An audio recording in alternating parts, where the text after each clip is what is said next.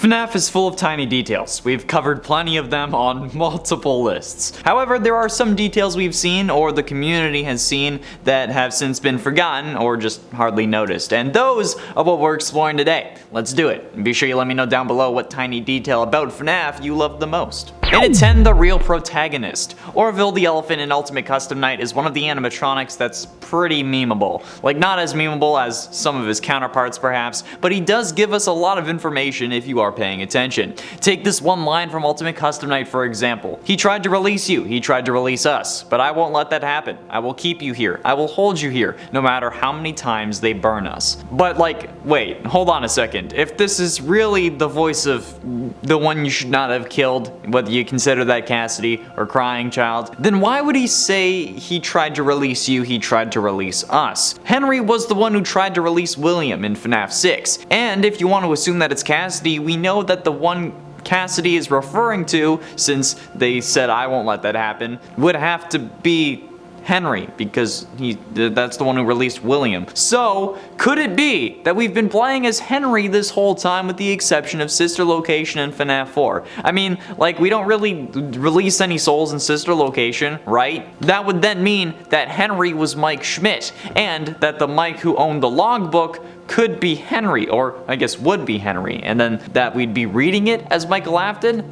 Man, that's a whole load of messed up. I don't want to deal with that. Speaking of messed up, only 19% of the people who watch these videos are actually subscribed, alright? You might not know that you're not subscribed. So, do me a favor before we keep going, check the subscribe button, and if it's red, make it gray, alright? Gray is a much better color than red anyway, okay? Red is all anger. Make it gray, alright? You're welcome. And at 9, intentional glitch. Glitch Trap is an odd character, an accidental addition to FNAF VR that somehow ends up interacting with the environment and altering aspects of the game. Why? I've always questioned why Glitch Trap is able to move around the curtain and even seemingly put us in a Freddy suit at the end of the game. Like, sure, he's a spirit, technically, I guess, maybe, actually not even at this point since we've learned things later on, but he's still game code either way, right? And like, he would have to obey the laws of being game code. Like, any being must obey the laws of the form they inhabit. How is he able to move things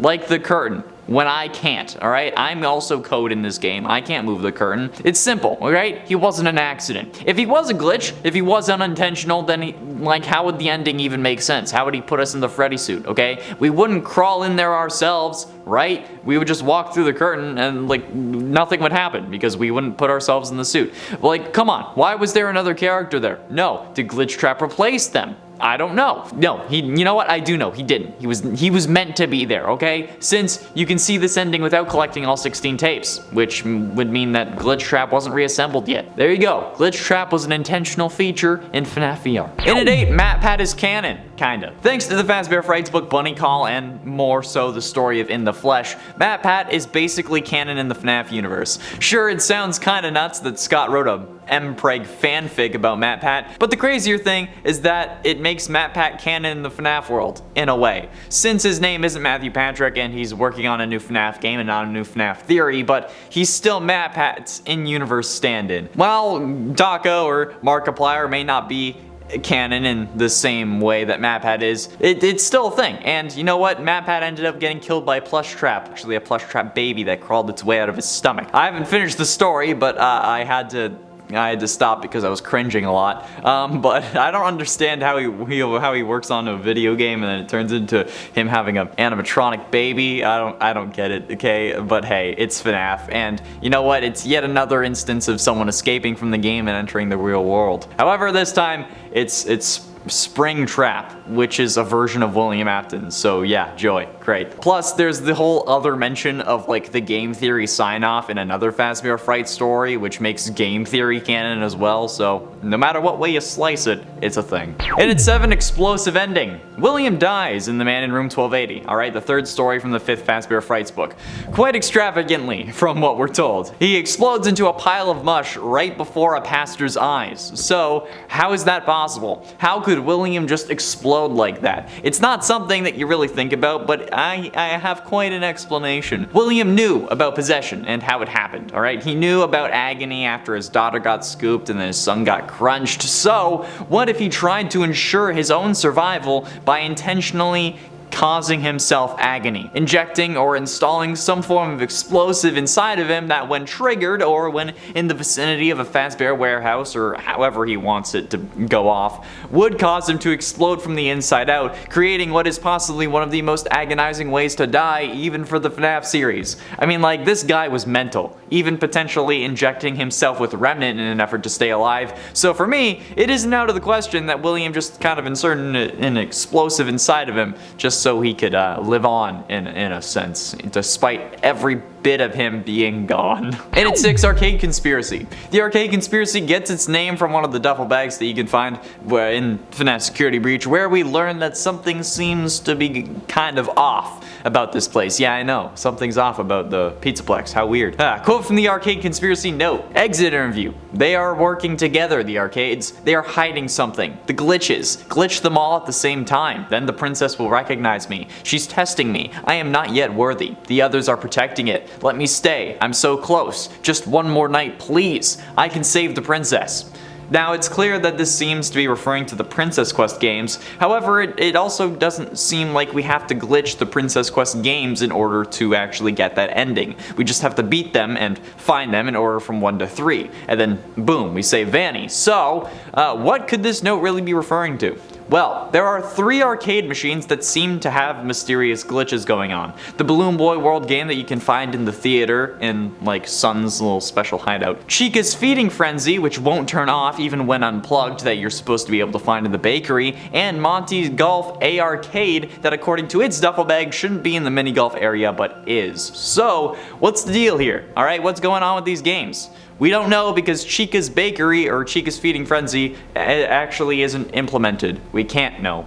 We literally can't play it. Halfway through into number 5, Dark Carnival. In the, I guess, technically still recently released FNAF spin-off game Security Breach Fury's Rage, if you go by release order and not date at least, you fight as one of the 4 Security Breach animatronics against a slew of enemies. These enemies include the Clown Springtrap skin from FNAF AR's Dark Carnival event. And not only do we see the actual character, we see the carnival in the background when the character is introduced. Clown Springtrap gets introduced in the 2nd level to the game, and while scrolling through the street, whenever the background isn't blocked by buildings or a fence or something, in the middle you can actually see the top of a tent, which is no doubt meant to be the carnival. Like, I don't know, okay? I don't know why there are so many Clown Springtraps there either, okay? I don't get it. Like, why are they after us? I also don't know. And why we never see Magician Mangle or Ringmaster Foxy is another question, but it's still a nice little detail nonetheless, alright? I played through the game on the channel a while back, and I had a good time. I was finally able to wail on the animatronics that had caused me so much pain.